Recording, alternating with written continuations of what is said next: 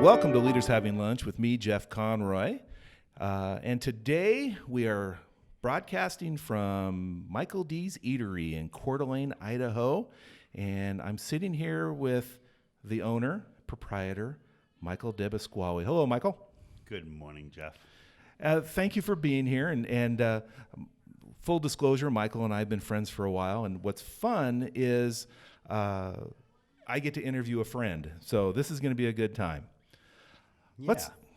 Yeah, thank you. Thanks for having me. Oh, my pleasure.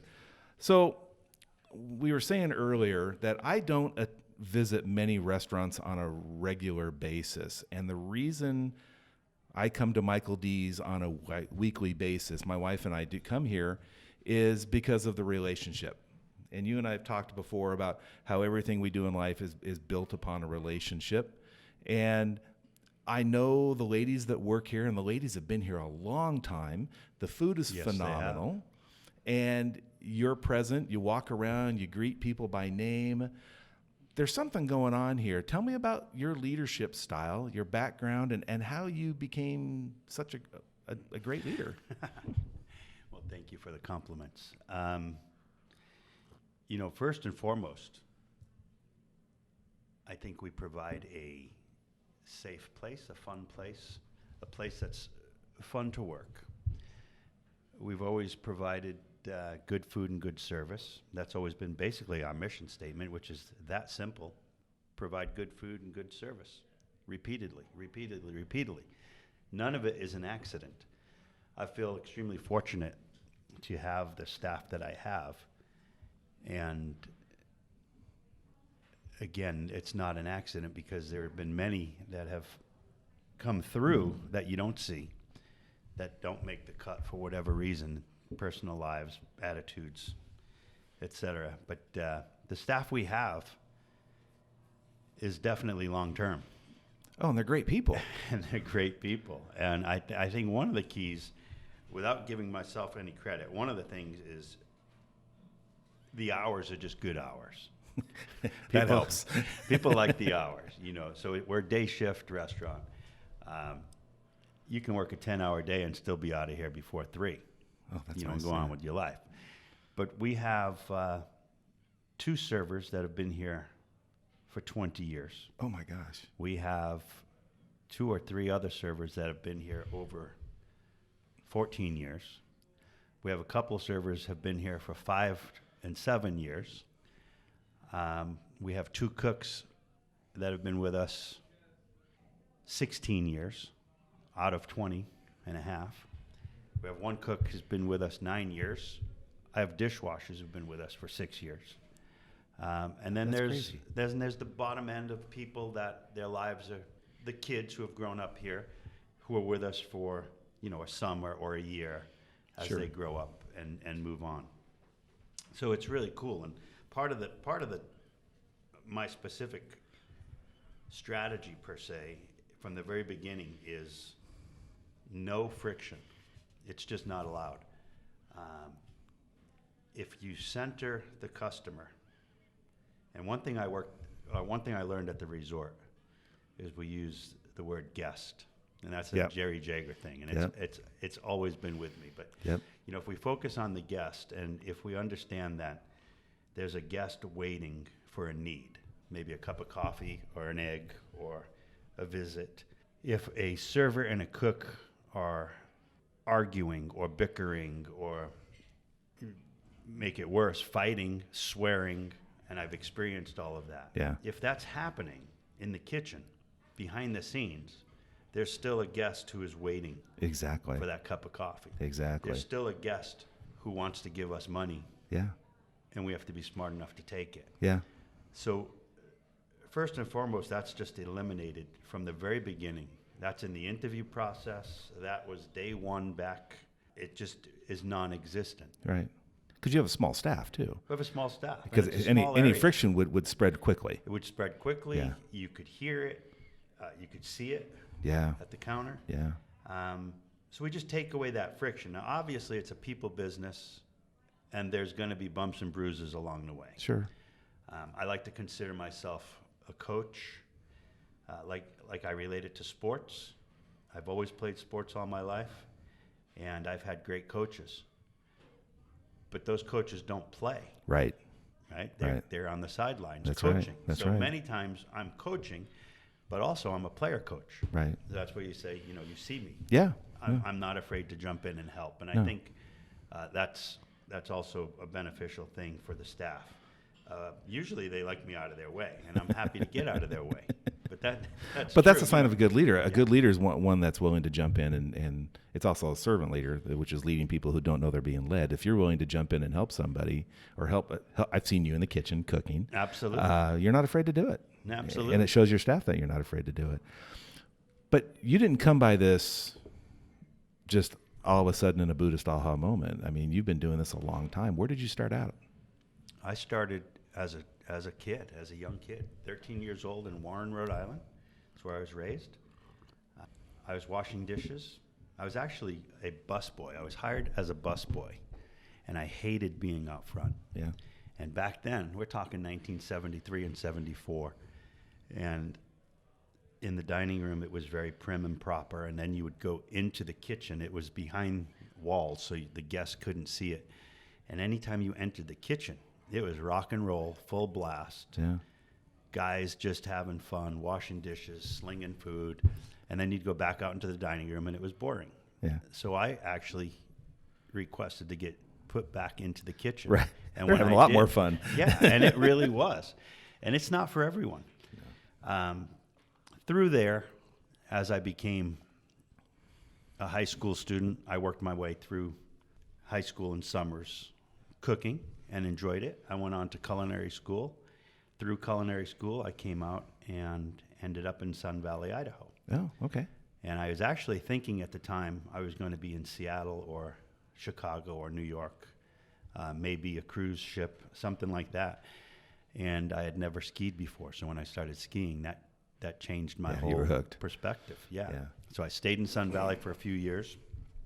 I met Bill Saylor down in Sun Valley, who became the general manager of the University Inn in Moscow. He hired me. I met Jerry Jager and was transferred to the resort. Did you meet Jerry down at Sun Valley? Or you just met him I met in the Saylor circles? down in Sun Valley. Okay.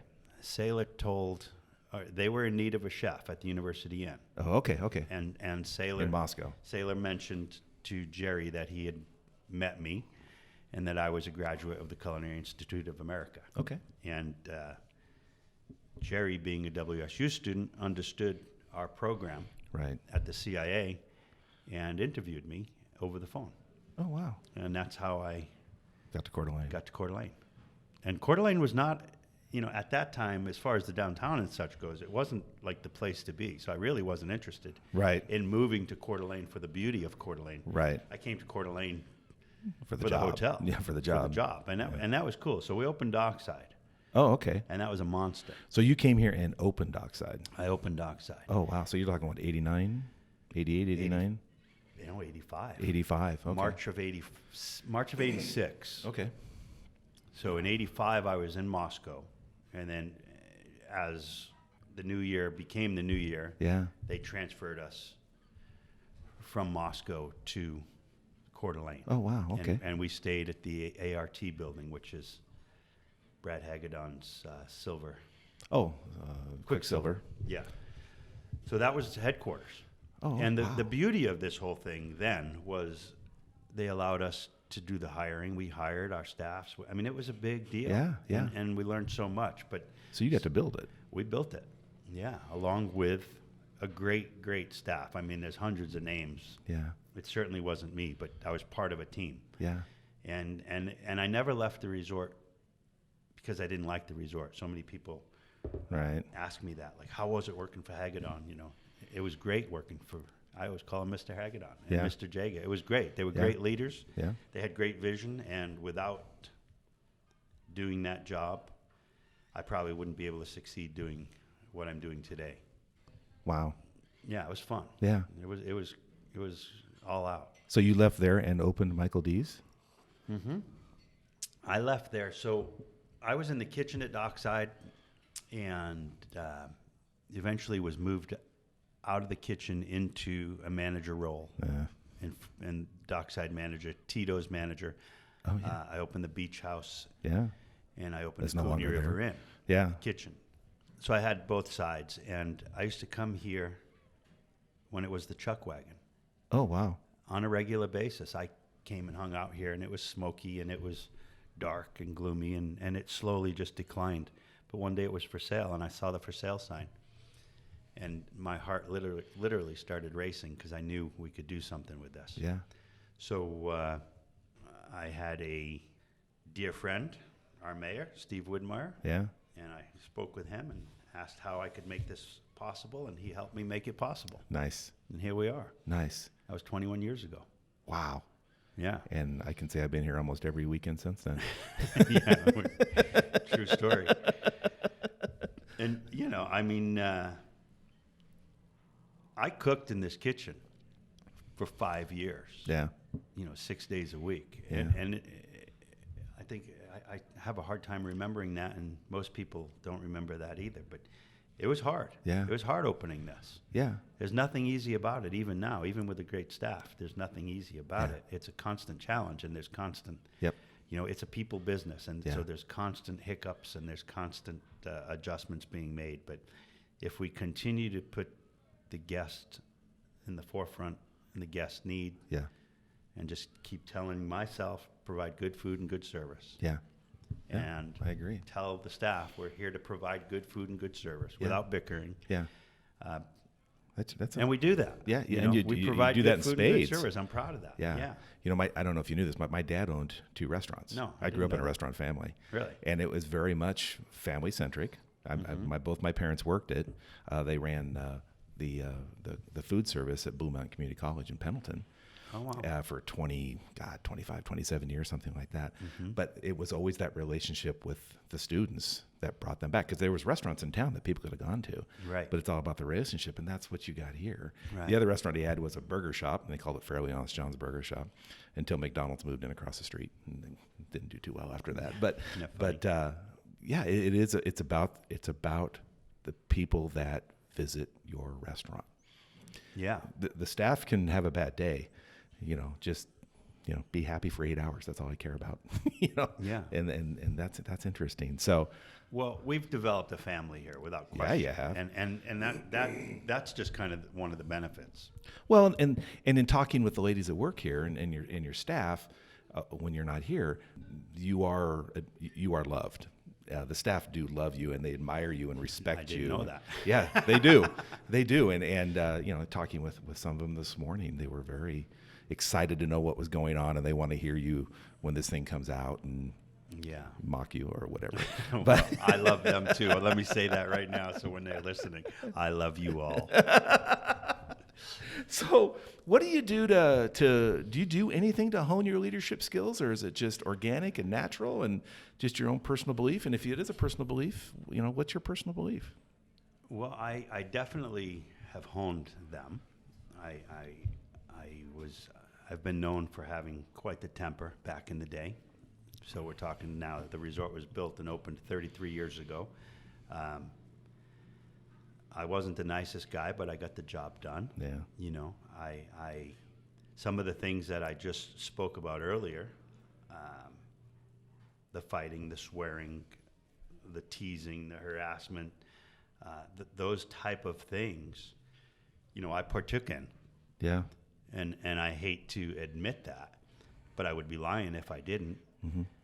And you can realize and you can see how it affects people.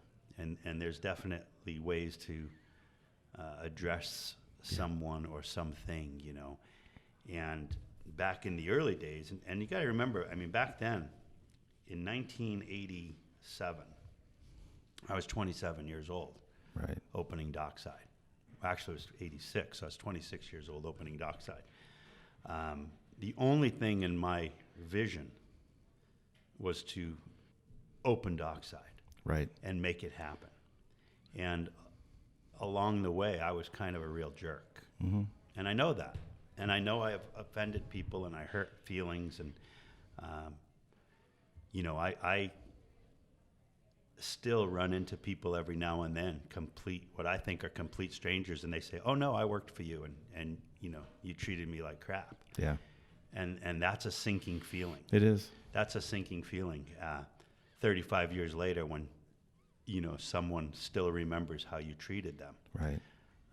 The good news is, I think that's fewer rather than more, and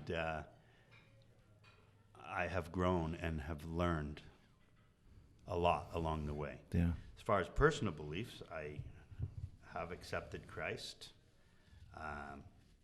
and it's changed my world and it's changed my life. And I personally think a life with Christ is better than a life without. Mm-hmm. A lifestyle that way is certainly better, in my opinion, than without. And I still cross those boundaries, and you know, whether you call it hiccups or sin, whatever Right. you know. But if we try to walk in a faithful manner and try to treat each other in that way, I Sure. think that projects, and I think I've done that. And therefore, there's been a greater success this way, obviously, than the other way. Yeah. I've taken classes. I've, again, honed those skills. I've read books. Sure.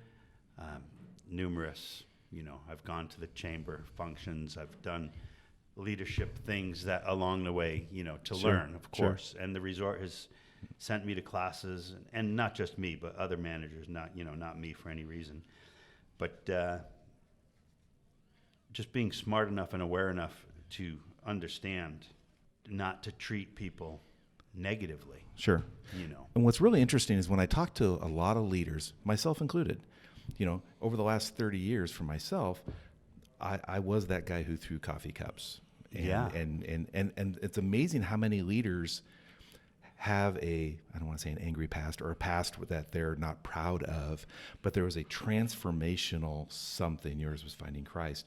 Mine was learning to read Gandhi and Dalai Lama and Martin Luther King and those types of things. Mm-hmm. The background of a servant leader. It's interesting though, but a majority of the leaders I talk to have a past that they're not proud of on how they treated people and have regret on that. It's interesting to me. Yeah. Well, I could tell you stories after stories, and there's no real need to, but it happened as recently as last summer when I thought I was meeting a woman for the first time, and she reminded me, "Oh no, I worked for you, and you made me cry." Yeah. You know, and I'm 59 now, and she's probably 50. That's the worst feeling So ever. back then, you know, I'm 26 and she's 16. Yeah. So I made the 16-year-old Cry. cry. Nothing to And be proud she's of. never forgotten about it. Right. Never. Yeah. Yeah. Not to be And, proud of that. You know, so that hurts. But Yeah. those are the bumps and bruises along the way. And, But you that's learn just from being them. honest. Yeah, I've learned from it. And of course, I've apologized. And you move forward. And Yeah. you try not to make that happen again. Can't change the past. No, you can't. But you learn from that, and it's Most it's definitely. awesome. Most definitely. Yeah. Wow. This is great. Where do you go No, from there? I'm just saying this is great because No, it's really funny. It's the same thing that I hear from a lot of other leaders. Yeah, that's interesting. Yeah. So it just solidifies my belief that there is no such thing as a natural born leader.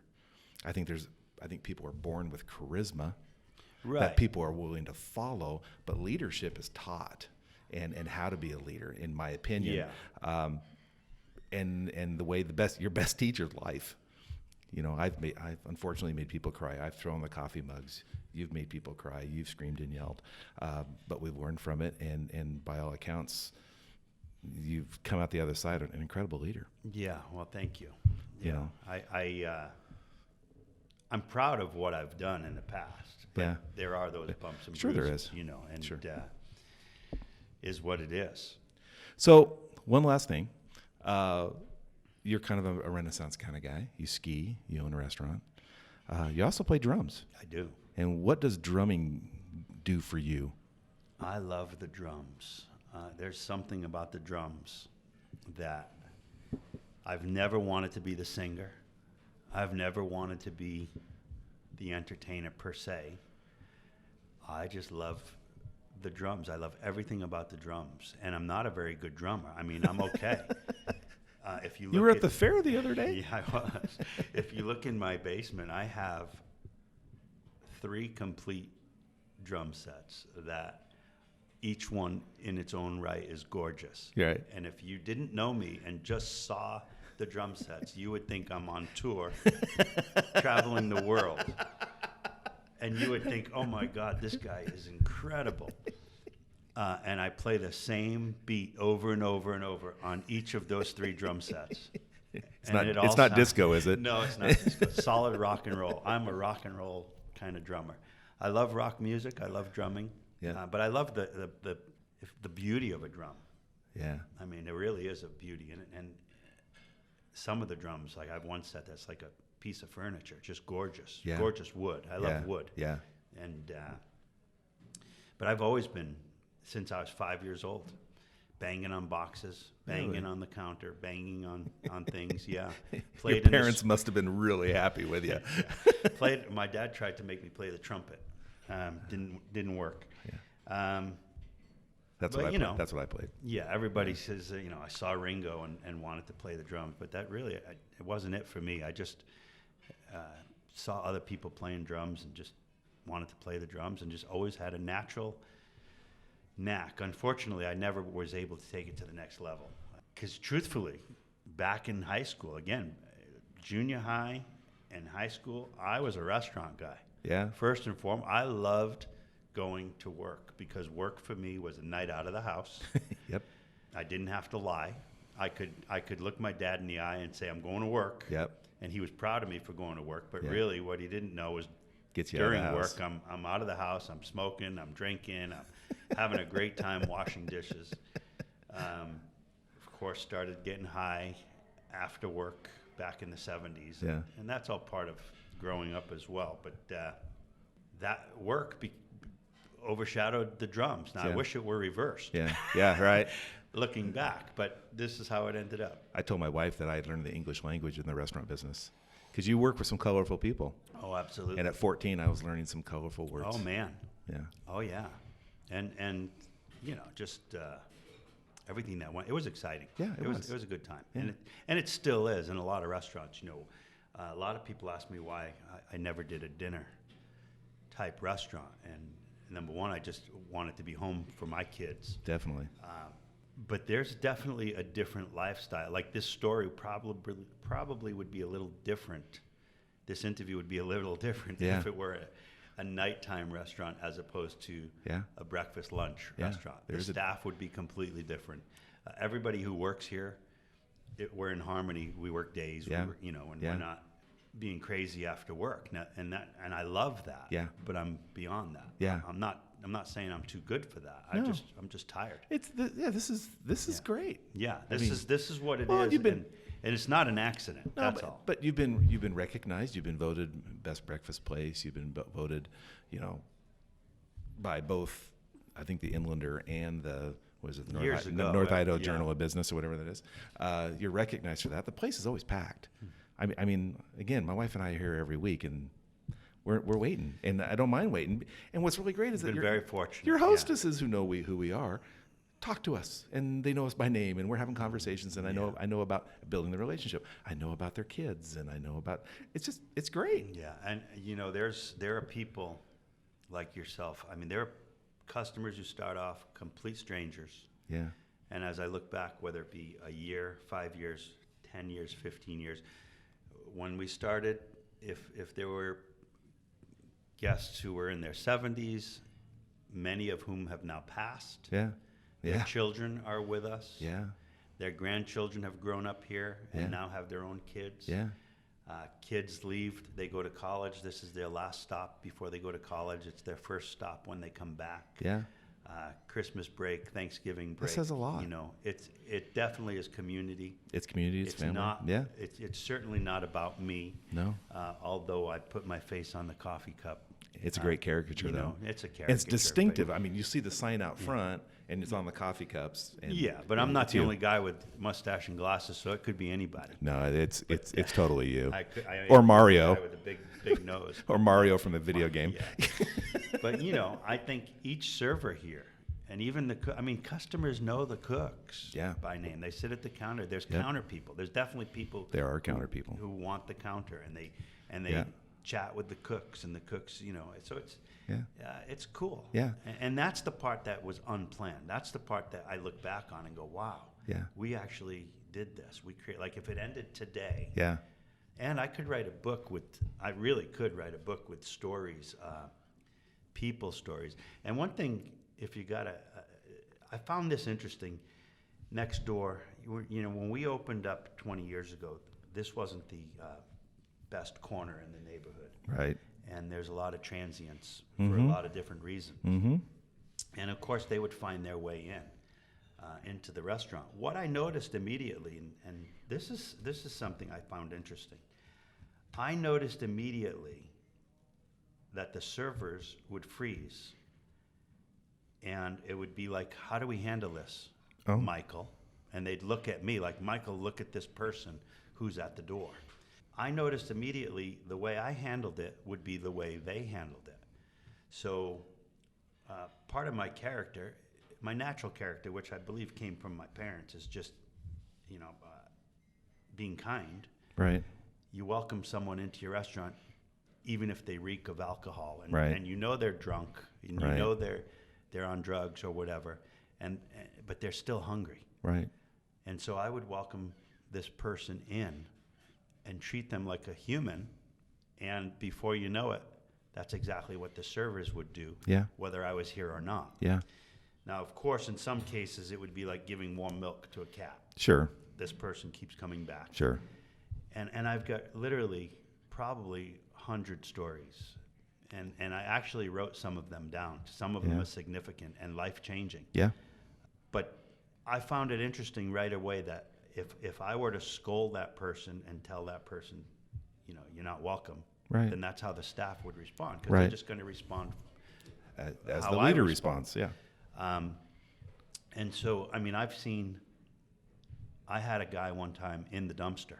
Oh, wow. And I walked out, and I was throwing some garbage away in the dumpster, and the dumpster had just been emptied, so there was a lot of room in there. Yeah. And as I was throwing this box into the dumpster, this guy popped up out of the dumpster. Yeah. And I didn't get it at first. I looked at him, and I said, "What the heck are you doing?" And he said, "Hey, brother, I don't want any trouble." And he had his hands up. And I said, "Get the hell out of the dumpster. What are you doing?" And, it didn't register to me. All of a sudden, he looked at me, and a tear came down his eye, and he said, "Hey, man, I'm just looking for something to eat." Yeah.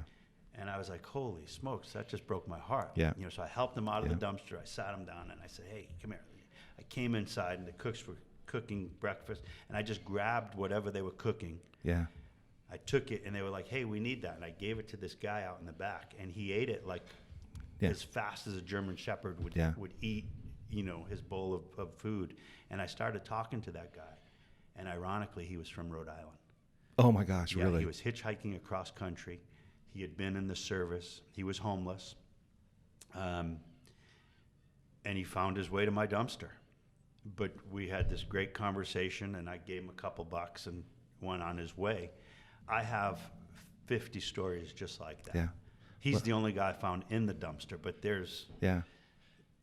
It's just been constant. Wow. Yeah. Wow. And yeah. Well, Michael, it's a story like that not only makes you a great leader, but makes you a great human being. Wow. The ironic is he's from Rhode Island. Yeah, it was crazy. Now, if you're going to say the same hometown, that would have been full-blown karma right there. Yeah. No, 20 miles away. Really? Yeah. That's amazing. And it started off in the Navy, I believe, and ended up in San Diego, and Wow. Yeah, but that story, I could tell you 50 more just like it. Wow. Well, that's like I said, that's not only why you're a great leader, but you're a great human being, and why Michael D's Eatery is so successful, because of the staff that you work with and mentor them as well. So thank you for sitting and talking with me. Thanks for having me. I appreciate that. And this is definitely true. And remember, leadership begins with a relationship, and no one shows that better than Michael DePasquale at Michael D's Eatery in Coeur d'Alene, Idaho. Thank you, and until next time.